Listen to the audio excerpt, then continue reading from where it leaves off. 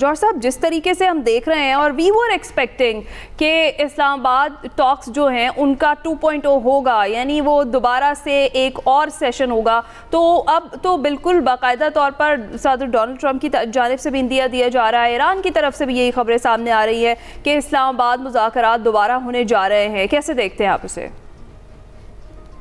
جی صورتحال تو امید افزا ہے، لیکن بالکل پریزیڈنٹ ٹرمپ کی طرف سے آیا ہے کہ 2 دن میں اسلام آباد میں مذاکرات شروع ہو سکتے ہیں. دیکھیں جب پچھلا راؤنڈ ہوا تھا تو اس میں بھی ظاہر ہے کافی پیش رفت ہوئی تھی، بہت سے معاملات پہ تقریباً اتفاق ہو گیا تھا. 2-3 معاملات ایسے تھے جن پہ نہیں ہوا تھا. اس میں سر فہرست یہ نیوکلیر ایشو تھا جس پہ ابھی تک ان کے مابین اختلافات موجود ہیں. پھر یہ ابنائے ہرمز کا معاملہ تھا، اور میں نے یہ کچھ دن پہلے کہا بھی تھا کہ یہ زیادہ نیوکلیر ایشو ہی سب سے زیادہ جو ہے نا سٹیکنگ پوائنٹ ہوگا. تو ابھی جو ہے سچویشن یہ ہے کہ دیکھیں ابنائے ہرمز والا جو معاملہ ہے اس پہ کیونکہ ایران یہ سمجھ رہا تھا کہ ان کو بہت ہی زیادہ لیوریج ہے اور وہ اس کو استعمال کر سکتے ہیں نیوکلیر ایشو پہ بھی کنسیشنز لینے کے لیے، تو اس پہ امریکہ نے یہ کیا، وہ بلاکیڈ کر دیا. تو اس بلاکیڈ سے ان کی وہ جو کچھ لیوریج تو نیوٹرلائز ہو گئی ہے.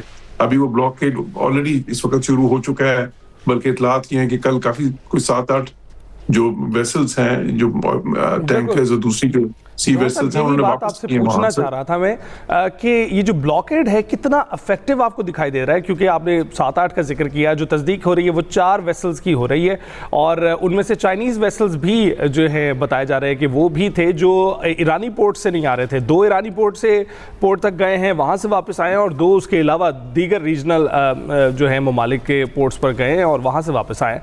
تو ابھی آپ صورتحال دیکھ رہے ہیں کتنا افیکٹو ہے جو بلاکیڈ کیا گیا ہے؟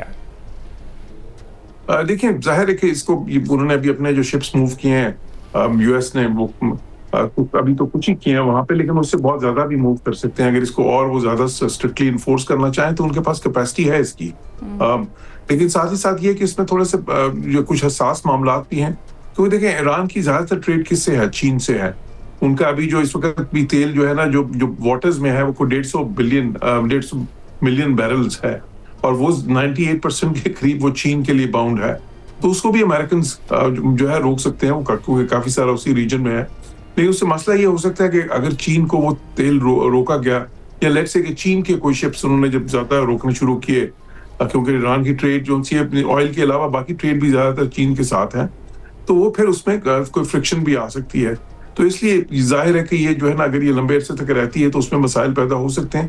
لیکن اس کا جو شارٹ ٹرم امپیکٹ ہے وہ میں یہ سمجھتا ہوں کہ اس کی جو ضرورت ان کو اس لیے محسوس ہوئی کہ ان کو لگا کہ ان کو اپنی بارگیننگ پوزیشن مزید تھوڑی بہتر بنانے کی ضرورت ہے.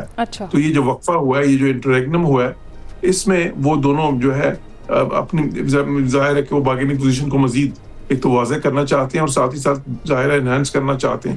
اس میں امریکہ نے یہ جو ہے ایک ظاہر ہے کہ ایک انیشیٹو لیا ہے، اور میں سمجھتا ہوں کہ اس سے فرق پڑا بھی ہے اور پڑے گا بھی آگے.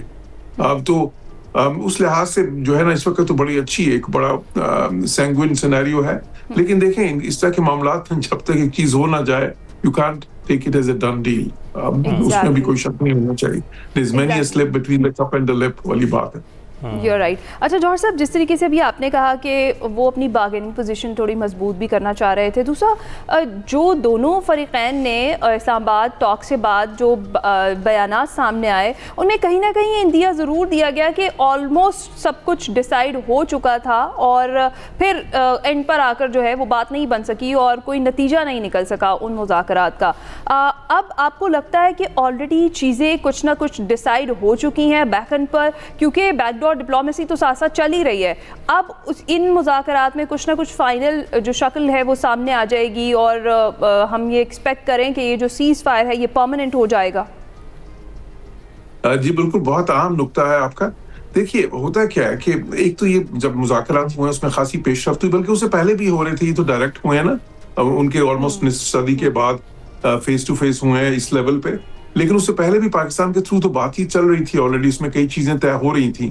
اور ابھی جو یہ مذاکرات ہیں اس میں مزید کوئی بڑے 3-4 اہم پوائنٹ جو ہیں وہ بھی آپس میں تو آلموسٹ اگری ہو گئے تھے اس کے اوپر. کیونکہ دیکھیں ایک پہلے تو 15 پوائنٹس ان کی طرف سے تھے، 6 پوائنٹس ان کی طرف سے تھے، پھر ان کو نیرو ڈاؤن کر کے ایک فریم ورک تیار کیا گیا 10 پوائنٹس کا. اس میں بھی 10 پوائنٹس میں تقریباً جو اصل پوائنٹس تھے جو کنٹینشن تھی جہاں پہ وہ 5-6 پوائنٹس تھے, ان میں بھی سمجھ لیں آپ کے 3-4 پہ تقریباً اتفاق ہو گیا. آخر میں صرف 2 کے قریب 2 یا میکسیمم 3 پوائنٹس تھے جس پہ ابھی مسائل تھے. لیکن ہوتا کیا کہ انٹرنیشنل نیگوسیشنز میں دیکھیے اصول کیا ہوتا ہے, اس میں اصول یہ ہوتا ہے کہ nothing is agreed until everything is agreed. تو وہ جب تک ساری چیزیں اگری نہ ہو جائیں وہ ایک معاہدہ نہیں بنتا. اچھا اس میں ایک چیز اور بھی پاسبلٹی ہے, دیکھیں آگے 2 سینیریوز بن سکتے ہیں.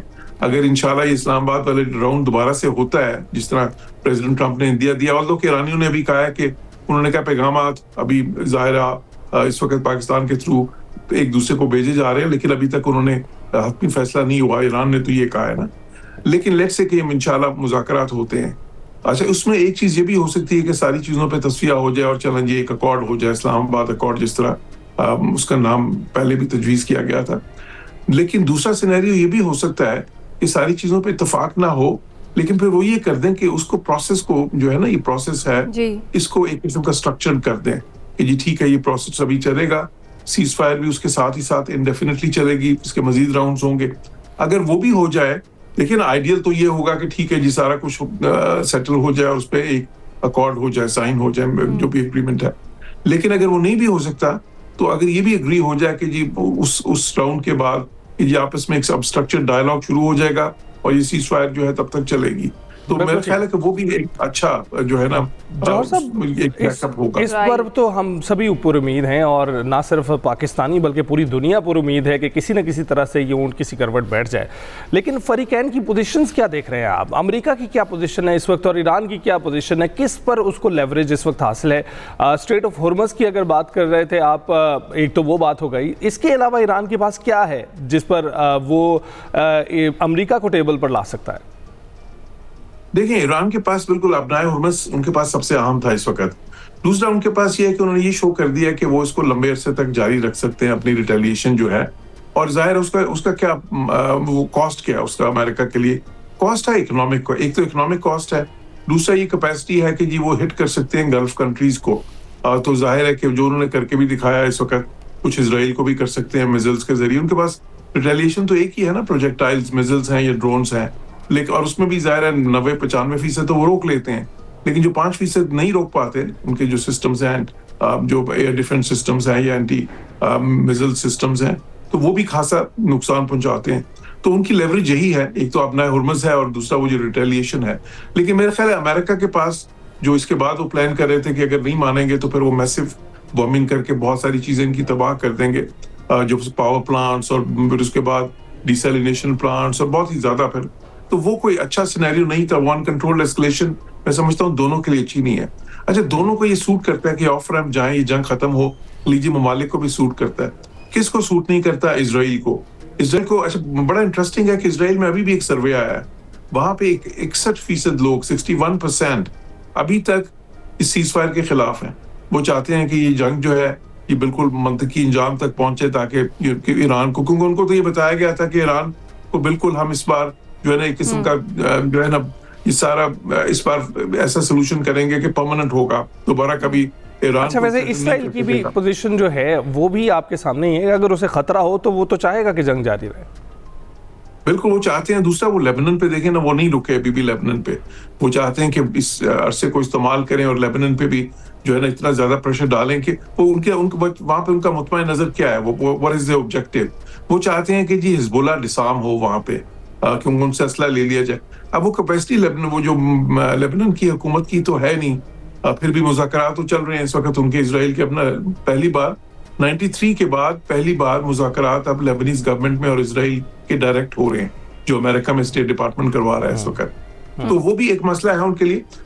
تو میں سمجھتا ہوں کہ اسرائیلیز ابھی تک جو ہے نا وہ انٹرسٹڈ ہیں کہ یہ جنگ نہ روکے, کیونکہ نیتن یاہو کو سیاسی طور پہ بھی سوٹ نہیں کرتا, لیکن باقی ایران کو بھی سوٹ کرتا ہے, خلیجی ممالک کو بھی سوٹ کرتا ہے, اور امریکہ کو بھی سوٹ کرتا ہے. آپ درست کہہ رہے ہیں. اچھا جوہر صاحب, جس طریقے سے بھی ہم پاکستان کے رول کی اگر بات کریں تو آپ کو کیا لگتا ہے, is Islam Abad going to be the new Geneva for tough negotiations? اور دوسرا یہ کہ how do you see کہ جس طریقے سے پاکستان نے اس ٹف ٹائم میں, اس کروشل ٹائم میں یہ جو نیگوسیشنز کرائی یا ٹیبل ٹاک کے لیے دونوں فریقین کو آمادہ کیا, تو آپ کو یہ لگتا ہے کہ پاکستان نے ایک نیا سٹینڈرڈ سیٹ کر دیا ہے کرائسس ڈپلومیسی کا, اور اس کی وجہ سے اور کہیں تکلیف ہو نہ ہو, ہمارے پڑوسی ملک میں بہت زیادہ تکلیف ہو رہی ہے, اور اگر یہ دوسرا دور بھی کامیابی سے پاکستان اس کا انعقاد کرا لیتا ہے, دونوں فریقین کو بٹھا لیتا ہے, تو پھر اس کے بعد کیا ہمارے پڑوسی ملک کی صورتحال ہونے والی ہے؟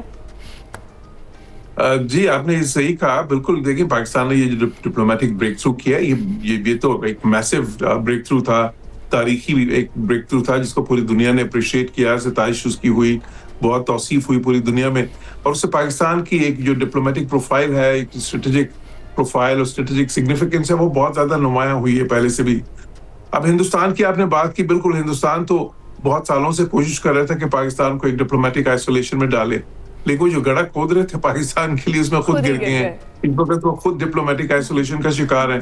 انہوں نے کوشش کی, وہ سفارتی جو شرنگیزی کی, وہ جو بیانات ان کی طرف سے آئے بہت ہی تہذیب سے اچھا, گرے ایک ہوئے. بیان رات میں بھی, کل رات بھی ہم نے دیکھا کہ 7:30 بجے کے قریب جو ہے نریندر مودی کی جانب سے آیا, جس میں انہوں نے کہا کہ میرے دوست سے میری بات ہوئی ہے, ڈونلڈ ٹرمپ سے میری بات ہوئی ہے, تو اس میں بائی لیٹرل جو ہمارے ریلیشن شپ ہے ان کو آگے بڑھانے کی بات کی, اسٹریٹجک ریلیشن شپ ہر اسپیکٹ میں انہوں نے کہا کہ ہم آگے بڑھا رہے ہیں. تو یہ بھی کوئی پریشر کریٹ کیا جا رہا ہے امریکہ پر کہ وہ ادھر انڈیا پر بھی تھوڑی توجہ دے؟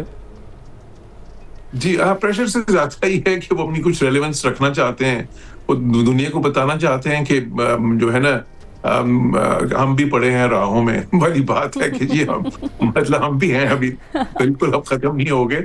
تو وہ تھوڑی سی اپنی سگنیفیکینس جو سی ہے نا وہ باور کرانا چاہ رہے ہیں دنیا کو, کیونکہ فی الحال تو بالکل ہی ان کی طرف کوئی توجہ نہیں ہے نا.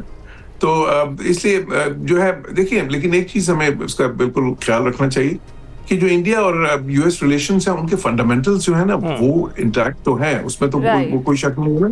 ان کے کچھ اسٹریٹجک انٹرسٹ اکٹھے ہیں, اکنامک انٹرسٹ اکٹھے ہیں, لیکن ہمیں اس سے فرق نہیں پڑتا. ہم تو نہیں کہتے کہ ان کے آپس کے تعلقات خراب, اور اب والی سچویشن میں تو ہمیں بالکل نہیں پڑتا. جوہر صاحب آپ درست کہہ رہے ہیں. سر لاسٹ کویسچن, جس طریقے سے ہم تیار ہیں ایک اور دور کے لیے, پیس ٹاکس کے لیے, اسلام آباد ٹاکس کے لیے, وزیر اعظم صاحب جس طرح سے دورے کر رہے ہیں, سعودی عرب, پھر جمعے کو ترکی, پھر قطر جائیں گے, یہ جو ان کے دورے ہیں اس میٹنگ سے پہلے جو دونوں فریقین کی ہے, یہ اسلام آباد ٹاکس ہے, اس سے پہلے کتنے زیادہ سگنیفیکنٹ ہیں, کتنے امپورٹنٹ ہیں؟